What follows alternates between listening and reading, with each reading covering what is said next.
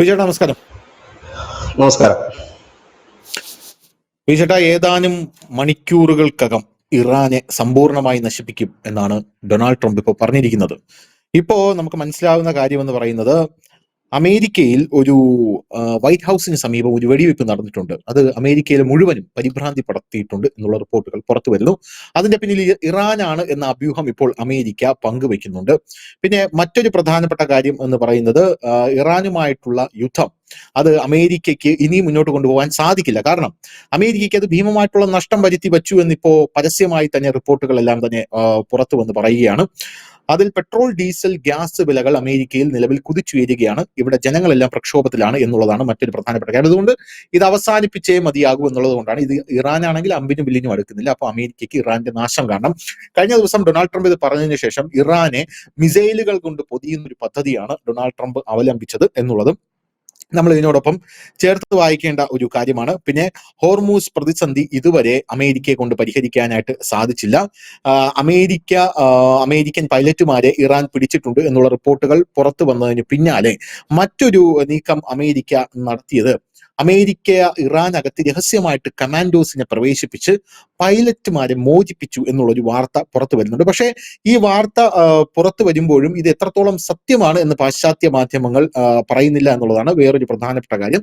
48 മണിക്കൂറിനുള്ളിൽ ഒരു വലിയ തീരുമാനം ഉണ്ടാകും ഇറാന്റെ കാര്യത്തിൽ എന്നാണ് നിലവിൽ അമേരിക്ക പറയുന്നത്.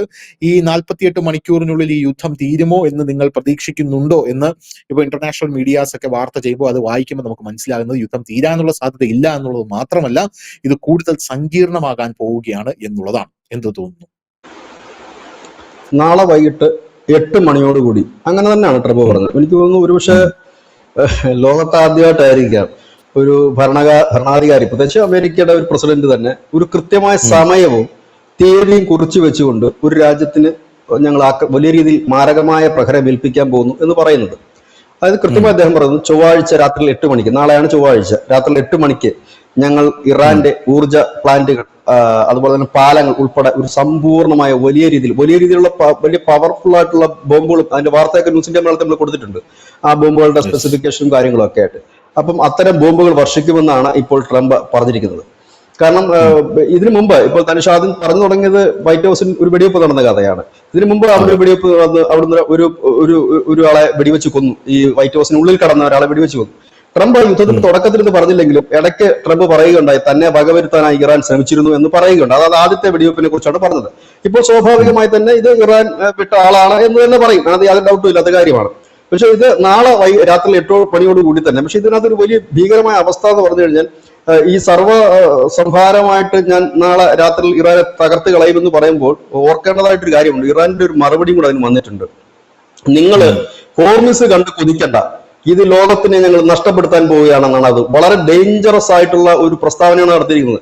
ലോകത്തിന് ഹോർമിസിന് ലഭിക്കില്ല, നിങ്ങൾക്കെന്നല്ല ആർക്കും ഇത് ലഭിക്കില്ല, ആ രീതിയിലേക്ക് ഞങ്ങൾ ഇത് മാറ്റുകയാണെന്ന് പറയുമ്പോൾ ഹോർമിസ് തകർക്കുക എന്നുള്ളതാണ് അതിനകത്ത് ഒരു പ്രധാനം. നമുക്ക് ഇന്ത്യയെ സംബന്ധിച്ച് പറയുകയാണെങ്കിൽ നമ്മുടെ കപ്പലുകളെല്ലാം അവിടുന്ന് മടങ്ങി, വളരെ വേഗത്തിൽ തന്നെ നമ്മുടെ കപ്പലുകൾ മടങ്ങി എന്നുള്ളതാണ്. അവിടെ കുടുങ്ങിക്കിടക്കുന്ന കപ്പലുകളുണ്ട്.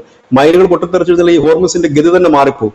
പിന്നെ യുദ്ധം വളരെ ശക്തമായി തന്നെ മുമ്പോട്ട് പോവുകയാണ്. ഇന്നലെയും ഇന്നുമൊക്കെ UAE-ക്കും അതുപോലെ തന്നെ കുവൈറ്റിന് നേർക്കൊക്കെ വലിയ ആക്രമണമാണ് നടത്തിയിരിക്കുന്നത് ഇറാൻ. നമ്മളെ സംബന്ധിച്ച് നമ്മളുടെ ഇവിടെയുള്ള ഇന്ത്യക്കാര് ഇപ്പോൾ സേഫ് ആണെങ്കിലും നമ്മുടെ 1 കോടിയിൽ പരം വരുന്ന പ്രവാസികൾ മിഡിൽ ഈസ്റ്റിൽ ആകമാനമുണ്ട്.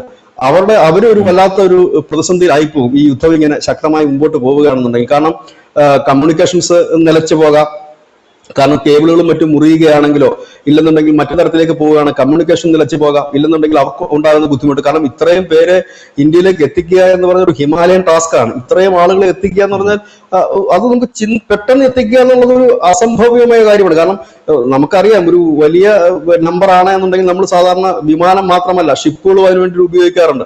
അങ്ങനെയൊക്കെ പോകുന്ന ഒരു സാഹചര്യമുണ്ട് ഇവിടെ. ഏതായാലും ഇതുവരെയുള്ള ഒരു കാര്യങ്ങൾ വെച്ച് നോക്കുകയാണെങ്കിൽ ഇറാൻ ഈ ആക്രമണത്തിൽ പ്രതികരിക്കാതിരിക്കില്ല.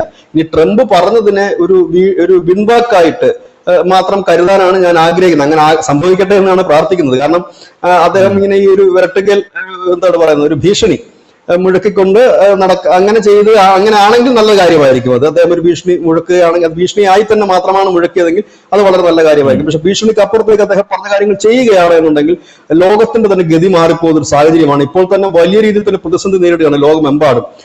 ഇവിടെ ശ്രദ്ധേയമായ കാര്യം ഇന്ത്യ ഇപ്പൊ ഇവിടെ നമ്മൾ ഈ യുദ്ധത്തിന്റെ ഇടയിൽ ചില കാര്യങ്ങൾ ചിന്തിക്കാറുണ്ട്, ചില ലോജിക്കായിട്ട് ചിന്തിക്കാറുണ്ട്. അതൊക്കെ പിന്നെ സത്യമായി വരാറുമുണ്ട്.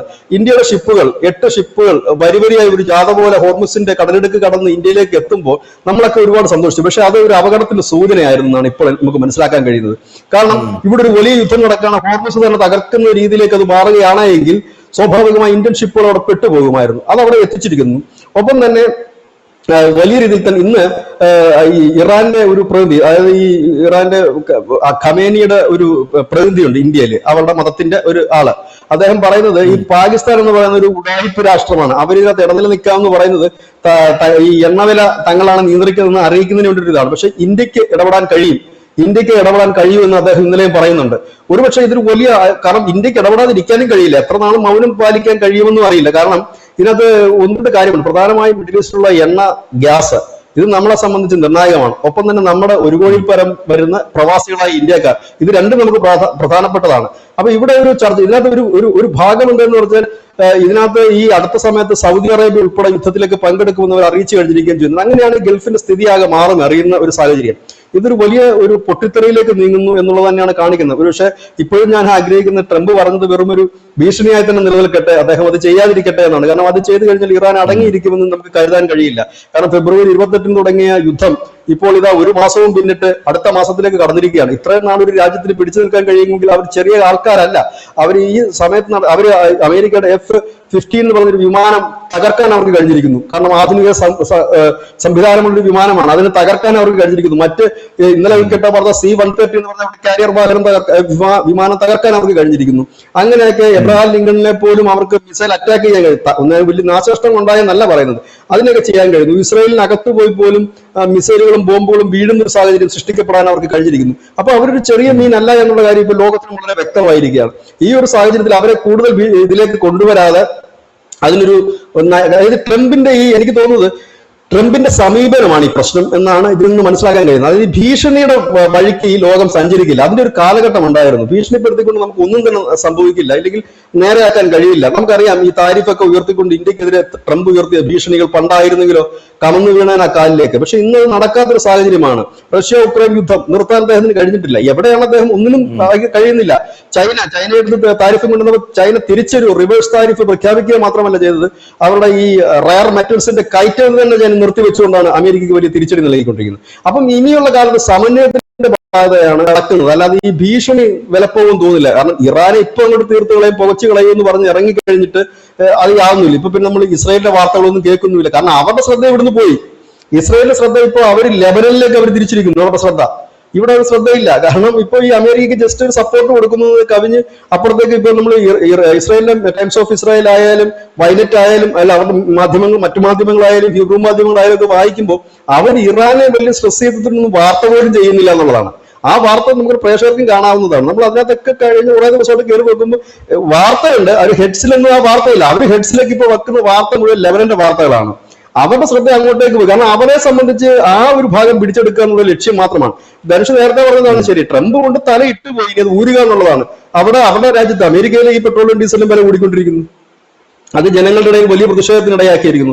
അതിനിടയിൽ ഇനി ഇതൊരു നാടകമാണോ എന്നറിയില്ല, അതിക്രമിച്ച ആൾ കടന്നു എന്നൊക്കെ പറയുന്നതും വെടിവെച്ചു എന്ന് പറയുന്നതും ചിലപ്പോൾ ഇനി അത് ക്രിയേറ്റ് ചെയ്തെടുത്തതാണോ എന്ന് നമുക്കറിയില്ല. ഏതായാലും അതിനെക്കുറിച്ച് പറയേണ്ടത് അന്വേഷിക്കേണ്ടത് അവർ തന്നെയാണ്. ഞാൻ പറഞ്ഞതേ ഉള്ളൂ, ഞാനത് എന്റെ വ്യക്തിപരമായ ഒരു രീതിയിൽ ഞാൻ പറഞ്ഞതേ ഉള്ളൂ. ഈ യുദ്ധം കുറച്ചുകൂടി ജനപിന്തുണ ആർജിക്കാനൊക്കെ ചെയ്തതാകാം, എന്താ എനിക്കറിയില്ലത്. പക്ഷെ ഏതായാലും ഈ നാളെ വൈകുന്നേരം 8 മണി ഒരു നിർണായകമായ ഒരു സമയമാണ്, ഒരു നിർണായകമായ ദിവസമാണ്.